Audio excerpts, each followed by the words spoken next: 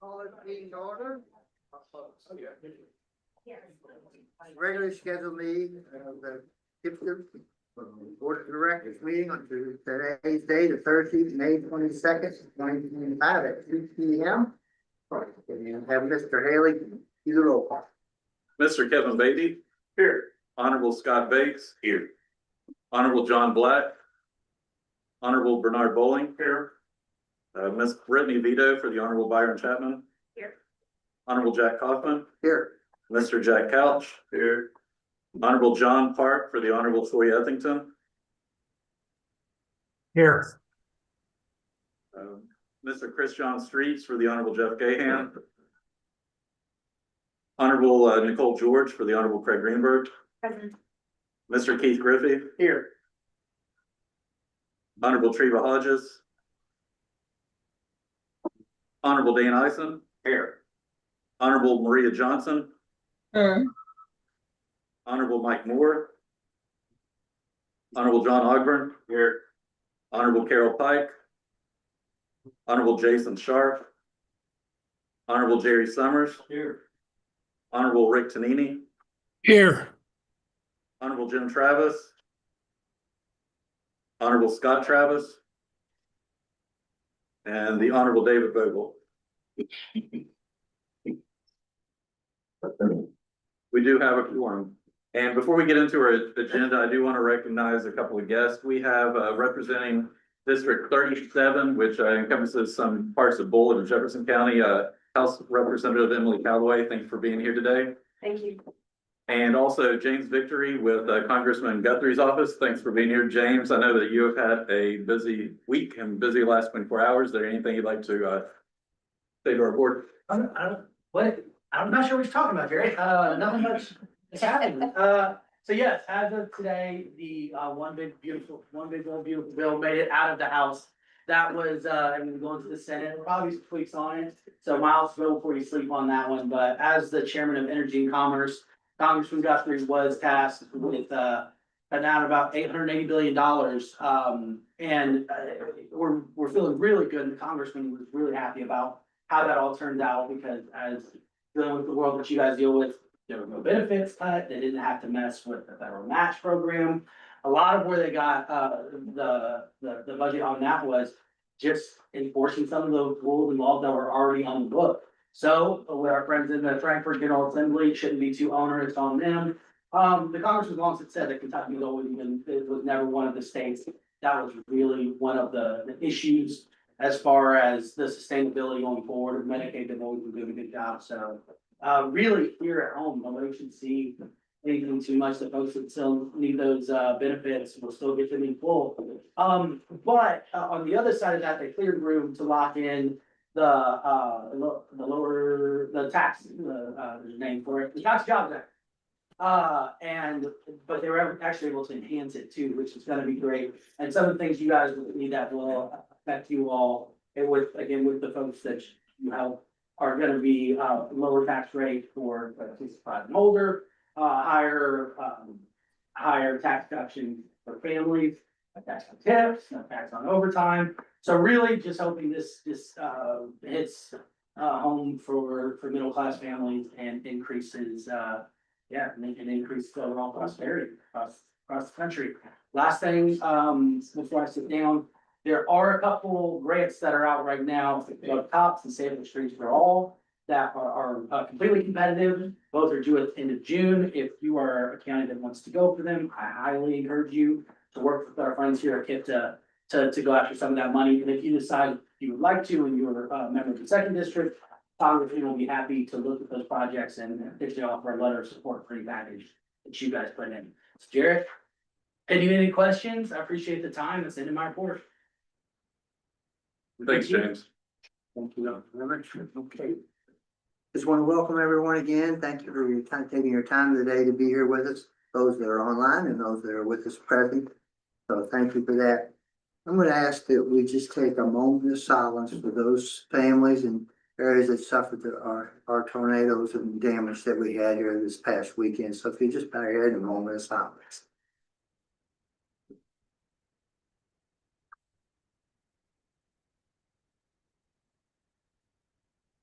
Thank you all very much. Okay, we will go ahead then and proceed on with our regular agenda. And item number 4 is the April board meeting minutes. If you had a chance to take a look at those, if there are no changes or corrections, I'll entertain a motion to approve the April 24th minutes. Do I have a motion? Motion. Second. Second? Any other questions? If none, all those in favor signify by saying aye. Aye. Opposed? Listen carried. The minutes are approved. Okay, we'll go ahead then and move on to item number 5, which is our April financial statements. Ms. Shaw has that for us. Yes, thank you. Definitely. As of April 30th of 2025, we are 83% through the fiscal year. And looking at our graphs, our spend for this current period, which is through April, is $754,468. Of course, our budget is right next to that, which is the $856,794. So the right side of each one of those bars is where our budget's gonna be, but the transportation spend is the second growth, second bars on the graph. And that's $2,639,641 at 49.89%. No. Okay,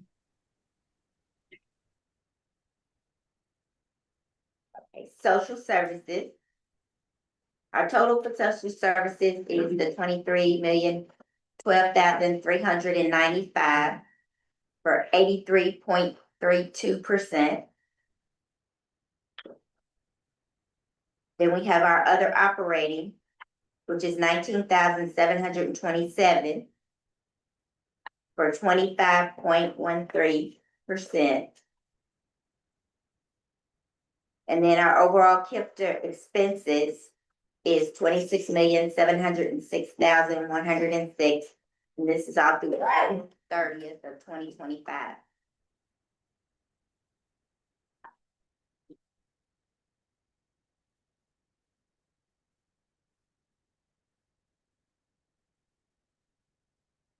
Okay, looking at our second one is our agency-wide actual to budget comparison. I'm sorry, I should tell y'all what page we're on. We're on page 22 through 27. And I'm gonna be giving you numbers off of page 24. And so our revenue, our current revenue is $2,122,667. Our year-to-date revenue is $26,245,444.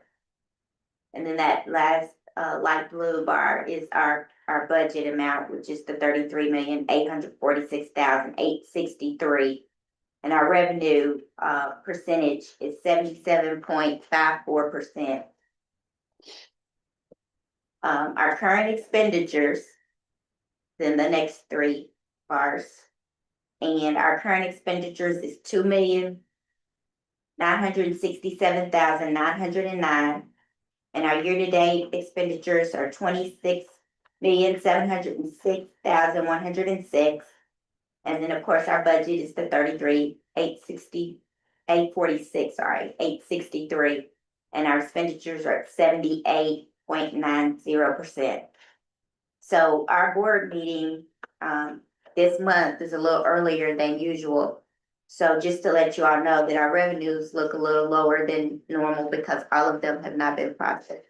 But once those are, it will all be included into our May financials.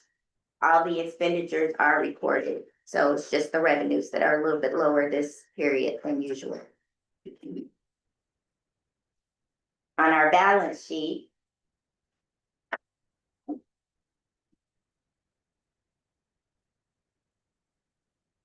we have our cash, and that's gonna be on page 28. So our three cash accounts equal 4,235,402 at 22%. Our total receivables are 1,062,184 at 5%. And then all other total assets are 4,378,404 at 23%. And then our total liabilities and projects are 9,639,000 at 50%.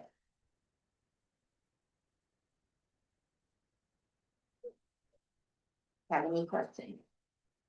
Any questions? Do I need a motion to accept our April financial statements? Do I have that motion? Second. Any other questions? If none, all those in favor signify by saying aye. Aye. Aye. Motion carries. Thank you very much, Ms. Shaw. Yeah. Next item on our agenda is our speaker for today. It's Mr. Zach Brown, who's with R.J. Foreman Railroad Group. And he's going to give us an insight onto the railroad industry, their services, and what they do. And as Zach's getting up here and the presentation's being pulled, Keith Griffey had reached out and suggested Zach present to the board. Thinking it was going to be worthwhile information for everybody to hear. If anybody ever has a speaker you think would be beneficial to the board, I would welcome you to please send them my way. But Keith, is there anything you'd like to say to introduce Zach? Yeah, we've just started, I met with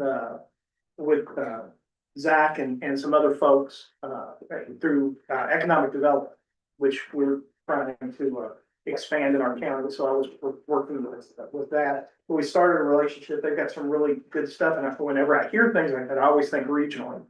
And, a lot of the things that they're doing, I think would affect maybe even some of the folks in this room more than it would even Boyd County. So I wanted them to get an opportunity. So I appreciate you guys letting them come and speak. And Zach, I hope it's worthwhile for you. Awesome. Thank you all so much for having me. Jared, thanks for having me here as well. We'll make sure my clicker here works all right.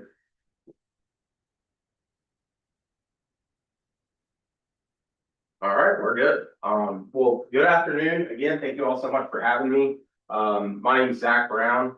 You'll notice I didn't come in here with a guitar or anything. So sorry to disappoint. I get those comments made quite often. I think Keith may have said something when we first met too. So, I'm a commercial development manager with R.J. Foreman. And really what that means is I oversee everything, new business related or growth related on our short line railroads. And so a big part of my role is not only that, but also working closely with economic development, trying to generate, new customers to come onto our short lines and customers at that point. So I live in Nicholasville, Kentucky, with my wife and my 2-year-old daughter. So you could say I'm in the thick of it right now. I will have to head out in a little bit, daycare charges you a tariff if you're a minute late, basically, so, I'll have to skate for that one, but, again, thank you all so much for having me. I wanted to just give a quick, sort of overview as to what RJ Foreman is. Where we can be of assistance to those of you in economic development, industrial development, everything like that, so. I'll start with just a, real quick brief overview, I think. There we go. So we are headquartered in Nicholasville, live only about 5 minutes away from our corporate office there. RJ Foreman's been in business over 50 years. We're very proud of the reputation that we've built. We're founded by Rick Foreman. This really started off as a very small operation. We were here to really service the Class 1 railroads, help, do construction work for them and everything. And then we've grown as a business ever since. So this very complex wheel that you see right here, I'm gonna stand over here so I'm not talking to the back of y'all, but this complex wheel that you see here are just a number of our different divisions that we have within RJ Foreman. Many people know RJ Foreman as how many people here have heard of the dinner train that we have over at Barstow? Okay, that's good. How many people have been on the dinner train? Very good, very good. So we have a good reputation there. We're very proud of the dinner train. We do a lot of other things outside of just that. For those folks that don't know what the dinner train is, I highly recommend checking it out. That's on our Bardstown line. It's kind of a eat and ride situation, so a lot of fun there. That said, again, we do a lot of other things. We provide switching, provide contracted services, material sales for some of our Class 1s. The one thing that I really like to focus on today, though, is really the commercial development side and the industrial development side, and where we fit into that. We're very much a customer first company, and we built that culture, which we're very, very proud of. I've never worked for a company that has said yes more than RJ Foreman. And I think that that's really helpful when it comes to transportation and logistics. There's always a reason you can say no, we can't do that. RJ Foreman is very, very stout on yes, we can do that. Or if we can't do this, then we'll work this way to be able to help you out. So it may be a little bit difficult to see, but we have 3 short line railroads in the state of Kentucky here that are primarily in the state of Kentucky. So one of which, so I oversee 2 of these. The other one I've got a different commercial development manager working on. That's the one down south there in Bowling Green. The ones that are relevant to me are our Central Kentucky line. That one is the top one there that stretches essentially from Winchester all the way over to River Road here in Louisville. We're dually served with our Class 1 partners on that line. So we're serviced by CSX and Norfolk Southern, which is really helpful for customers when they're looking for multiple options for competitive rates or anything like that. So that's a positive there. The other one is our Bardstown line, which is just south of there. Our Bardstown line was the first short line that we acquired, and then we've grown since then. We're now in 19 different states. So that's a little bit here. One of the things I'll say, just to give a quick overview of railroads in general, and really where RJ Foreman fits into that mold. Those Class 1 railroads are really the ones that are doing the majority of the haul for customers, right? So in Bardstown, for instance, we service Heaven Hill is one of our customers. They get their high line from Canada. They bring it all the way down south. So that's handled by the Class 1 railroads. And then we provide the service, which is what we call that last leg mile, right? So we actually deliver, pick that up from interchange, take it directly to the customer to service them there. So we, on our team, we call commercial development, industrial development plays a big component in that. And so I'll give you just a quick overview as to what our structure looks like within my department. In the industrial development side, that is Jake Weir is our main contact there. Jake does a fantastic job, used to work for Norfolk Southern and has since joined our team. So he's got a lot of great background knowledge on not just railroads in general, but he's been excellent working for us. Really where Jake comes into play is going to be on the initial side of things when it comes to site development, anything that would require a greenfield or, hey, we need to start construction on a rail track, or we need to identify a site that a potential customer would use. That's where Jake helps kind of drive that. On the commercial development side of things, for me, it's working with the customer, really getting that over the finish line for new business and then maintaining that relationship once they come online. We also help on the rate side of things, the logistics side of things, making sure our customers are fully aware of that as well. Some of our key initiatives on our team's behalf, really, we want to make sure that we're out here in front of you all. One of the challenges, right, that I'm sure we're all aware of, right? I mean, they're not building any more new land, correct? So finding sites that are adequate for rail served customers is something that we're always attuned to, and that we want to be attuned to. One of the other things that I'll add and why this, railroads are a benefit for the community in general is job creation, right? If you have industrial development, you've got an industrial site that creates more more jobs, and most of the time for those industrial customers, they're gonna look for a rail service site. And that's really where we can come in. The benefit that, and I'll get to this a little bit more, but really the benefit on our side of things is we can really help out that customer to be able to get them over the finish line to, hey, we're thinking about maybe a site in this location in the state of Kentucky. We can really be of assistance to say, here's what the planning of that would look like, help them, with plans of the actual engineering side of things. And so that's really a key focus of us as well. The other side really is just growth. RJ Foreman has a growth mandate, and that's where I come to play. We want to grow as a company. We want to get bigger, but we also want to maintain that same level of customer service that we currently provide. This kind of goes into what I was saying a little bit more, and this is more so on Jay's side of things, but one of the things that we've implemented with RJ Foreman is just getting a little bit more organized when it comes to the actual process of starting. If a customer's like, hey, we're looking at a potential site, Jake has done an incredible job of being able to track, here's how we can get you from cradle to grave, right? And say, hey, we're looking at a site here all the way up until when that first train comes in to service a customer. And so that said, Jake's provided a Gantt chart. Nobody's gonna be able to see this. This is the exciting part of the presentation. We all know the Gantt charts, right? So, but this is just an example of how we stay organized and maintain that promise to get the customer where they need to be.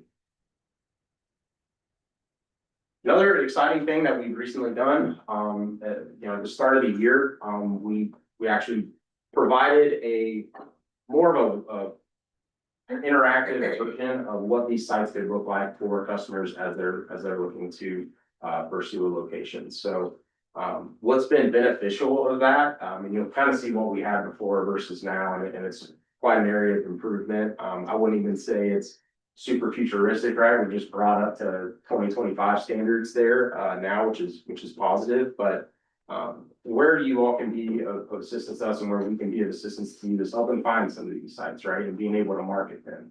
Customer may go directly to a railroad site versus maybe somebody else's. And so for us to both work together, but then to hopefully identify a space for their business is really where this can be the boost. So we went from this, right, where this was just a list of sites that we had on our website. Not a lot of details to it, generally about how many acres that site may be. So not much detail there. We went from that to this, right, where there's an actual map that they can oversee and get kind of, zoom into the nitty gritty. They can click on a site, find out a little bit more detail of that. So it really starts on this page. On our industrial development website. And then it goes into this. So if they click on a site, they can actually open up a brochure. And we'll collect that information from many folks that are able to provide those details for us. But this gets as specific as possible, aerial view of the location. We've got one site right now that we're marketing over in Bullitt County actually. And so we've got that is on our website as of today. We're still looking for some maybe out on our central Kentucky line. So anything from Winchester there is something to look out for. So if that is of interest to you and you want to go in and look at this website to say, hey, we may have some property out here, we may know who is willing to sell some land next to one of our railroads, for a potential industrial project, then, I'd be, myself and Jake, would be the best people to reach out to for that, so. We've come a long way with this, which has been, really positive as well, so. That's kind of it for me. Again, I just wanted to provide a quick overview as to what RJ Corbin can do. One of the common misconceptions is that we're competing against trucking, right? And that is that's just really not the case. Most commodities are going to end up on a truck at some point, right? Unless it's going right up next to a customer's facility and they're using it there, which is very uncommon. That said, the less trucks that are out on the road, the less traffic, we all love that. The community loves that. Less damage to the roads as well. And, we're able to be a one-stop shop for customers on that side of things. So it's a win-win really for everybody involved. So outside of that, though, that is all I have. Are there any questions for me? I have a question. Yes, sir. Scott Travis, Spencer County, we don't have any active railroads at all in our county. There's, existing rail beds. You being in the railroad business, is there ever talk of rebuilding or reopening lines that have been closed for more commerce? Yes, absolutely. And that's more on the side of things, is to be able to kind of reactivate some of those. For us, a lot of what would go into that is figuring out obviously the CapEx to be able to invest in repurposing a railroad or reopening one that may be abandoned or anything like that. So if that is ever an option to where it makes sense for us, so we've got a customer in mind, then that's something that we would 100% explore. Good question. Do you still have the ability to be able to work with the main lines to be able to loop, like the Bullitt County loop back up into Franklin County or up in through there with the Winchester line? If you don't have the answer today, but that's something many years ago that we used to do. Okay. So is that kind of similar to what maybe Scott was asking then? Are you saying like repurposing a railroad that once Yes, connected to all yeah, those? because anyway, we used to be able to go from literally from Claremont, Kentucky Okay, to Frankfurt to Louisville, and then back to Claremont. okay. That would be something that I would love to look into. Well, the interest is more about tourism. At Yeah. the same time, dinner train, whole Mhm. Yeah. thing, before the Bourbon Trail became so popular. Yeah, and the hospitality industry's taken over from that side of things, as well, so that's become popular, and I know that's something that we talked about in the past, is opening up maybe a second dinner train, or Right. rehabbing one of our old tracks or a old track, or acquiring something. Yeah. To where we could be able to do that. Our dinner trains had the most passengers in its history this past year, which is exciting. So with that growth in mind, we wouldn't necessarily want to cannibalize, what's going on over well at Bardstown. But if we get to a point, right, where we continue to grow, I know that's something that we want to shop for Yes. sure. Absolutely. Thank you. And Judge, that's one of the things that, because we talked about with our tourism overlay, Mhm. it would connect right into from Bardstown in. So that was when they, of course, they led with the dinner train because everybody knows that. Sure. So that's the tourism side of it is, all the other things we're looking at. And like I said, there's a spot in Bullitt that you all are marketing right now. Mhm. But the tourism side of it is really kind of a cool aspect of it. It is, it really is, and yeah, and again, the more we grow on that, and if we continue to have record year, I'm sure, that's something that we're gonna definitely explore. Awesome. Well, thank you all so much for having me. Thanks again. Okay. Thank you, Mr. Brown. Appreciate it. Next item on our agenda is the Transportation Policy Committee. Mr. Rush.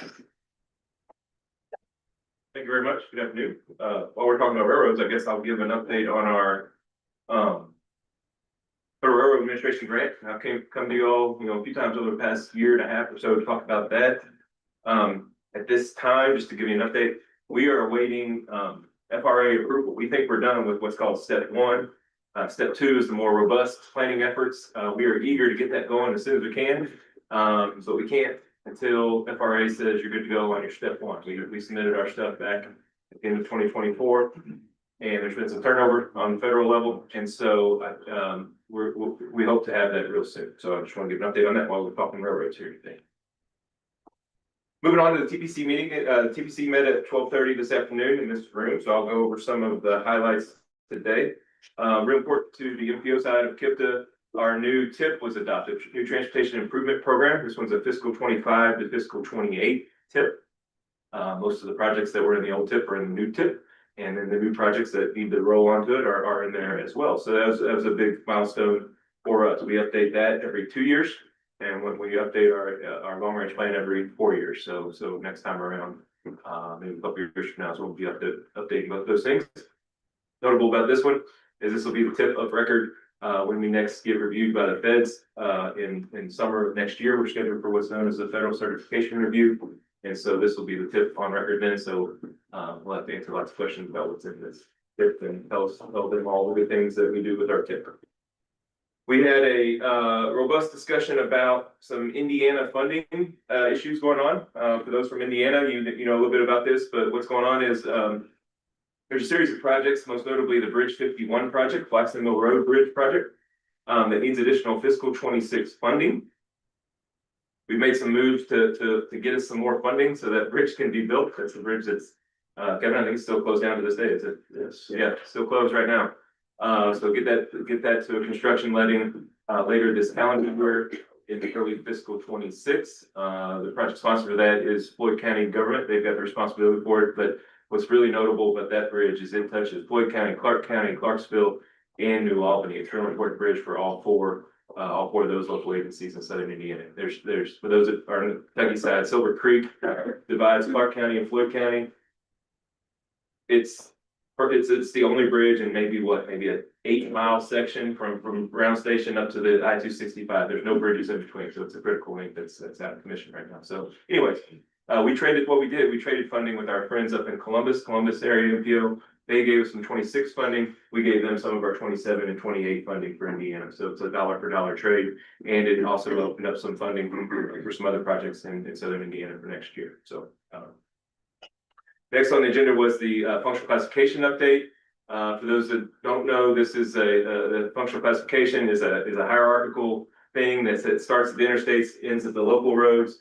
We did a once a decade update, let's call it. We processed that today and got that approved today after a series of meetings in all 5 of the counties over the last month or two, a couple of months. That was good. That was good, and appreciate everybody's participation in that process this spring. We updated another thing called our congestion management process, CMP. Again, that's something that we're required to have as a large MPO.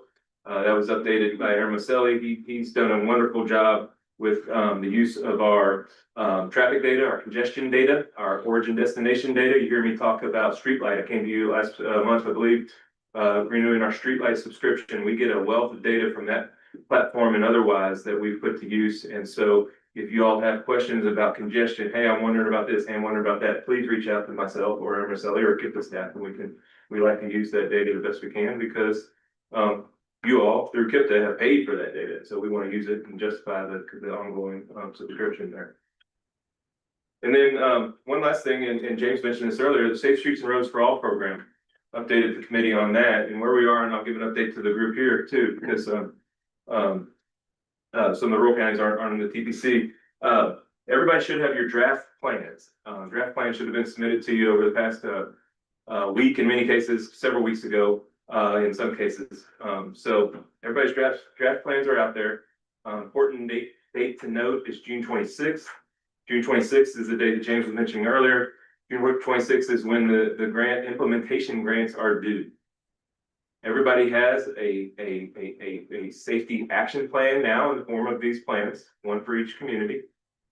Now you are eligible to chase the implementation grant dollars. You had to have A before you can do B. Now you have A, now B is available to you.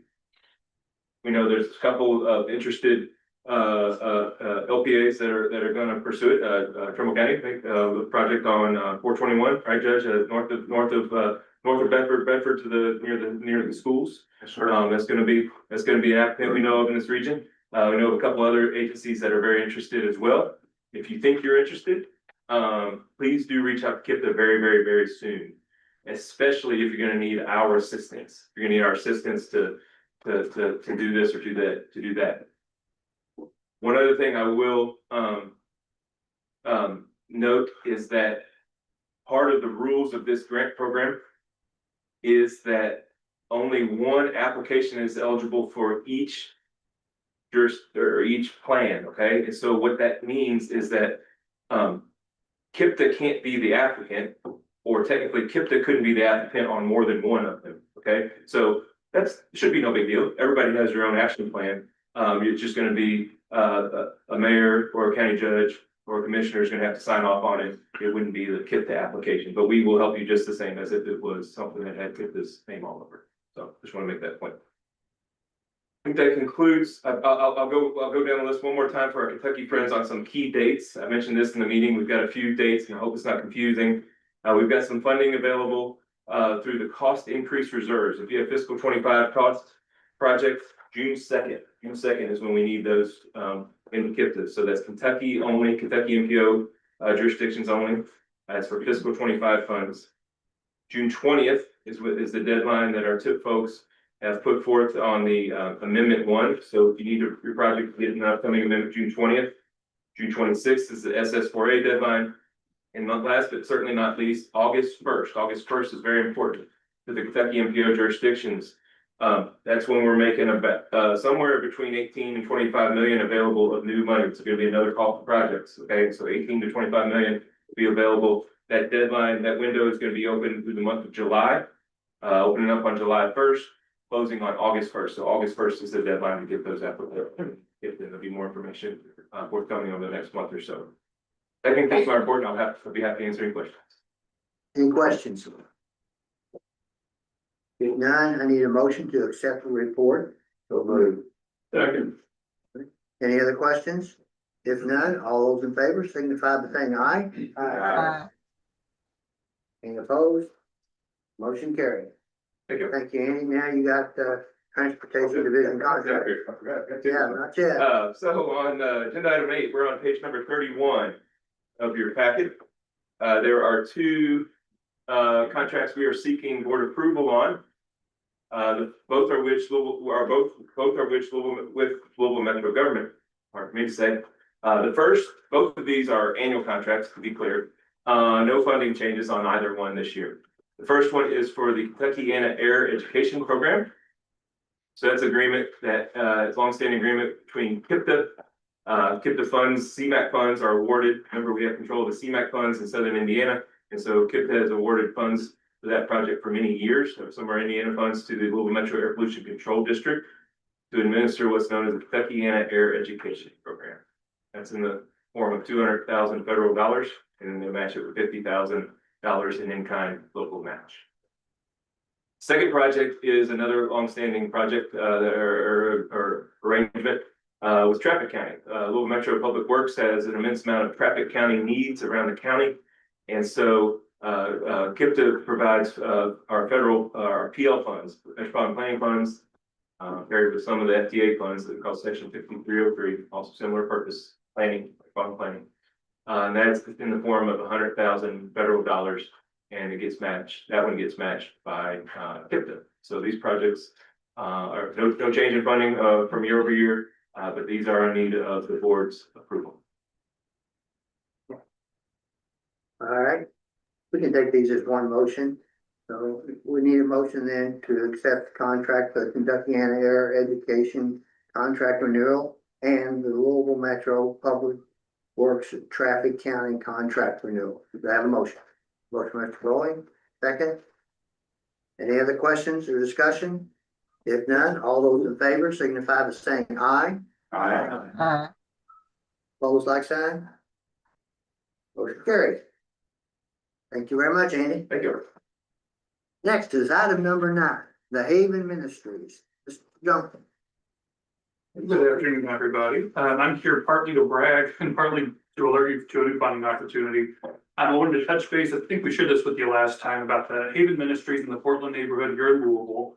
They received what is called a Recovery Kentucky grant through the Community Development Block Grant Program. And that was to construct recovery housing for up to 9 individuals with substance abuse that are in active recovery. They can stay there for up to 2 years and sort of, get back on their feet before they get back out into the real world. The Kentucky Department for Local Government has been growing this program over the last few years, and so we wanted to make sure we share it with you all to let you all know it's out there. If you do have nonprofits in your area that are actively working in the recovery space, let us know and we can see if we can connect them to some funding. Just a little bit about the Haven Ministries. They're a nonprofit, like I said, operated in the Portland neighborhood here. They provide housing and employment opportunities for individuals in recovery, including at the Cup of Joy Coffee House on Bank Street. If you haven't been, I highly recommend it. Their executive director, Dr. Esther Lyon, is dedicated to providing authentic recovery because she's noticed a lot of people just sort of come into her neighborhood, done some sort of recovery housing and then leave. And they sort of just perpetuate addiction as opposed to really lending a careful hand there. Like I said, they'll house up to 9 women at a time in this particular house, just like on the screen there.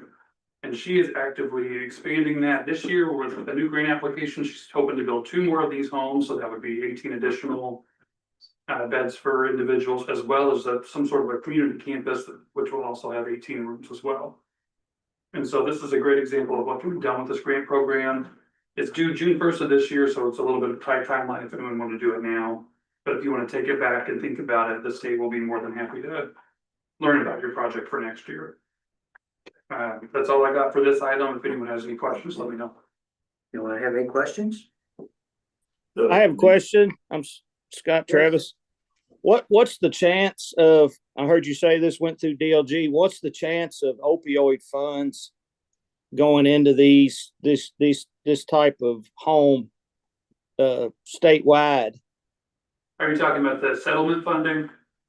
Yeah, the opioid settlement monies that the counties get. Yeah, so I know, I don't know much about what you all get directly, but I know that they do have grant opportunities for nonprofits. Those are typically more for programming and staffing as opposed to construction. But they are revamping those every year, so it wouldn't surprise me if down the pike they might throw some money toward actually housing people as well. Justin, can you tell them how much they've received and what their match was? Yeah, so they got 365,000 thereabout, and they only put in 35, but if you have a good project, a match isn't necessarily required. It just kind of makes you look good at first, so if you have some skin in the game, that's great, but it's not a requirement for funding. Any other questions? Justin, I have one. How, was you involved in any of the part of trying to get this pushed through the public's eye as far as the pushback in Henry County? It seems like we get so much pushback. We talk about anything to help these people and they need help. I hear you, yeah, and Dr. Lyon had that too, because the Portland, but again, it's sort of fallen victim to a lot of these corporate places coming in, dumping in a house and then leaving. She's sort of trying to reframe it as she's there all the time. She's personally handling it. It's high quality. You can see from the pictures, this sort of fits into the neighborhood landscape. So she's worked really hard to make sure it matches Portland and that it's ran really well. And so we had some public hearings. She's talked to her council person and got approval there. And I think with a little bit of making sure we tell the right story, that'd be a long way. Thank you. Thank you. Then also now you have item number 10 for us on funding opportunities, Yep. correct? Wanted to run some of these funding opportunities by you as well. This is number 10 in your packet. The first is a community development block grant. These are open right now, so if you have a need for senior centers, crisis centers, fire stations, any water and sewer, affordable housing, anything like that, reach out to us. Unless you're in Jefferson County, you all get your own application, we can help you. But we're more than happy to put those applications together for you. I wanted to call attention to the second one there as well, the COPS hiring program, which was mentioned earlier. This is for hiring and rehiring career law enforcement officers, so make sure you share this with your public safety personnel. That'd be a good opportunity for them as well. On the back side, very similar to the Safe for Grade program through FEMA, that will help you hire fire department officials as well. So there's a need there. Make sure you share that with your emergency management. And of course, economic development funds are always available. If you have an economic development project, let us know and we're more than happy to help. That's all I got. All right, thank you, Dunk. All right, we'll move on then to our next item on our agenda is the fiscal year 25 social services business report. How you doing? Good, how are you all, thank you. Okay, so just a few things today. For our Title III C2, home delivered meals contracts, we're asking approval to do amendments for those contracts to allocate additional funding that we still have coming in from the state to, meet those home delivered meals demands. So I don't have specific dollar amounts. We've gotten 137,000 and I submitted a request this week for an additional 30,000. So, once we get all of that funding in, we'll want to do amendments so that we can allocate that out to, the Global Metro Senior Nutrition Program, multipurpose and Tri-County Community Action Agencies. So we're just requesting your approval, and I think we do have to take it separately because the next one's actually a contract. Requesting your approval to, do those contract amendments. Okay, so the first one is the Title III C2 contract amendments. I'll need a motion to accept those amendments. Do I have that motion? Right, second. Any other questions? If none, all those in favor signify by saying aye. Opposed? Motion carried. That takes care of that. Next one is the KIPDA social service. F, Yes. okay, Yes, so, we are requesting approval to award a contract to Davis West, for up to $8,500 for the completion of the KIPDA social services app.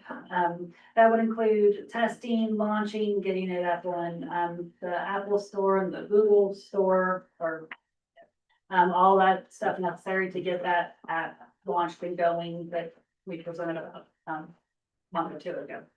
So, I'm just asking your approval for that contract. and is that one? This and this one? Okay, sorry, this is all under one, right? Okay, okay, so this is for the KIPDA Social Services app, and it's a contract for the Davis West.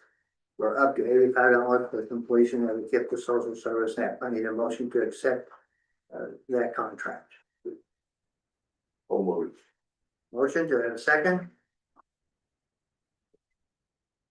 You have a second? Any other questions or discussion? If none, all those in favor signify by saying aye. Aye. Motion carried. And now we got item number 12. Yes, make it. Okay, yes, So this is for FY 2026. Presented to you all several months ago about the Ford grant that we were awarded. So we are now requesting to approve contract awards for that Ford grant initiative that would be effective from July 1st, 2025 to December 31st, 2025. This, just as a refresher, this grant, Ford does is to reduce transportation requirements in rural communities. And we were able to pair that up with our goal to get fresh food boxes to our rural C2 home delivered meals clients. So those boxes will include 2 proteins along with fresh fruits and vegetable, and like a dairy alternative or extra such as milk, yogurt, granola, popcorn, or some type of sweet treat.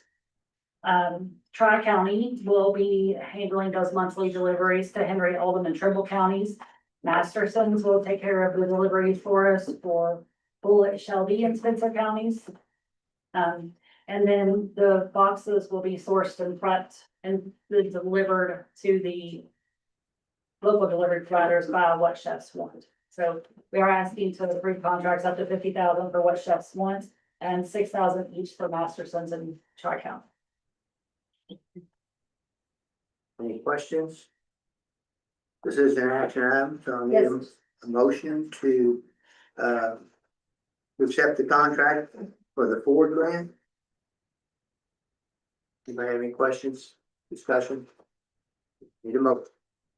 The motion, do I have a second? Second. Any other questions? If none, all those in favor signify by saying aye. Those opposed? Motion carries. Thank you. Thank you, Ms. Fulton. Item number 13, Older Americans Month. We get a special month? You do. Thank So most of you may or may not know, May is always Older Americans Month. This was started in 1963 by President Kennedy. At the time, there were about 17 million, adults who identified as 65 or older. Many of those living in poverty without access to services or resources. Some of the things that Trish was just talking about, the Meals on Wheels, in-home services. This was a precursor to the Older Americans Act, which is the primary funder for all of these social services programs that we talk about every month.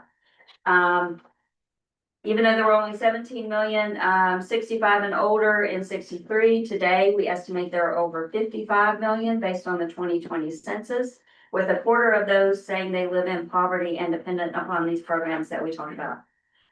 It is celebrated across the country every year. There is always a theme every year. The president, since 1963, each president has made an official proclamation. I didn't bring that, didn't think y'all want to listen to that, but it might take a minute. But these are through health fairs, various activities.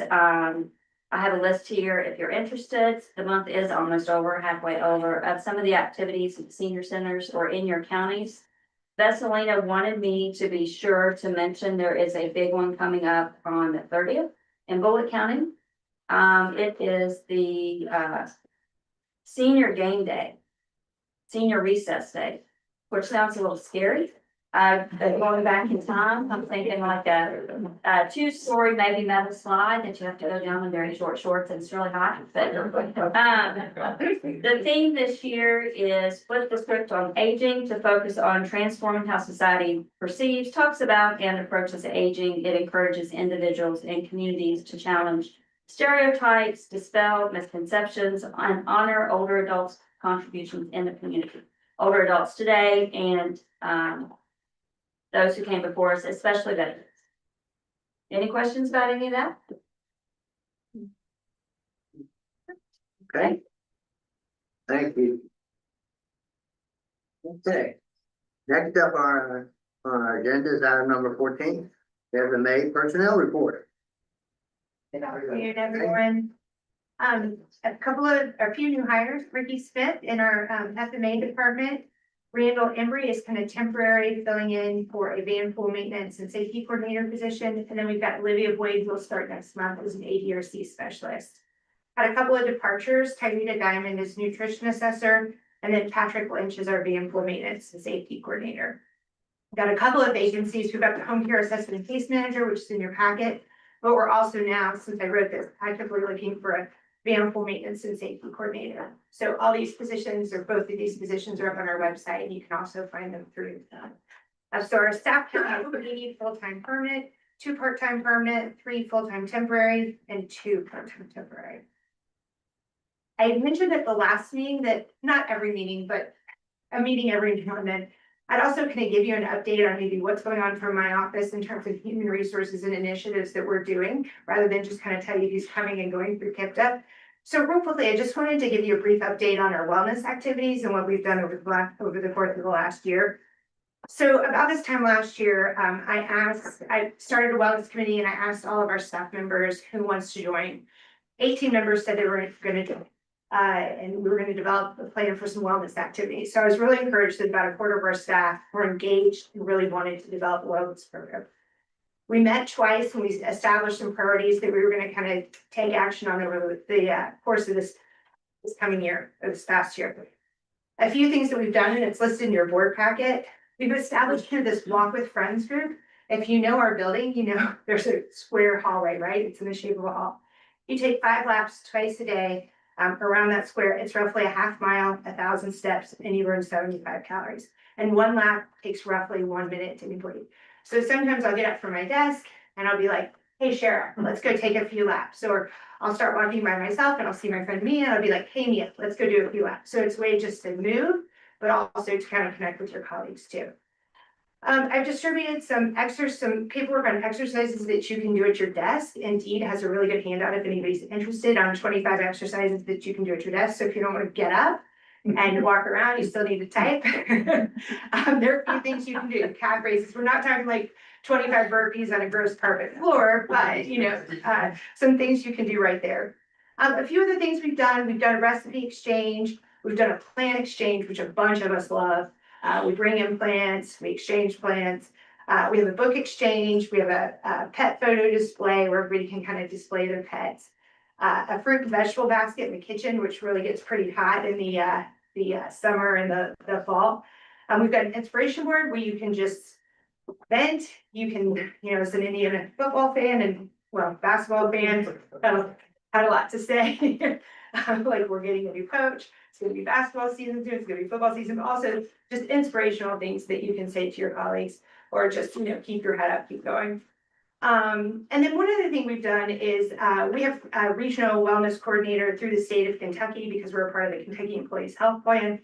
And I've connected with him pretty well, and he actually sent out kind of one sheeter on various topics that he can present on. And I said, well, hey, Carl, let's not just do one of these. Can we establish a curriculum where somebody can come in and present on these, once a month or once every other month? So we've done 5 of these, which are located in your packet. They're really great. Average attendance is probably about 20. Depends, sometimes we have higher, sometimes we have lower. I think it obviously depends on the topic, but, and then just one other thing I wanted to recognize. We have 18 people on this committee, and we were recognized as the Living Well Champions of the Month in November of last year for all the good stuff that we've done here, which gave me an opportunity to present to about 300 wellness leaders statewide on kind of a Zoom call about the stuff that we were doing. So it was really cool to be able to share some of the things that we've done kind of over those last 6 months. So anyway, just want to give you an update on wellness activities too. Thank you. Great, thank you. Welcome. I need a motion to approve the May personnel report. Motion, second, thank you. All those in favor signify by saying aye. Aye. Opposed, like sign, motion carried. Thank you very much. Next up is our July meetings. Got that for us, Gary? Yes, sir. Next month, I'll go through our meetings during my executive director's report. We will be meeting next month. It'll be free to show as we present the next fiscal year budget. But after we get through the budget, we typically been taking a month off in the summertime to give everybody a break. So the month of July, we will not have our meetings, no board meeting or any of our committee meetings in the month of July. So I just want you all to have that on your all's calendar so you can prepare accordingly.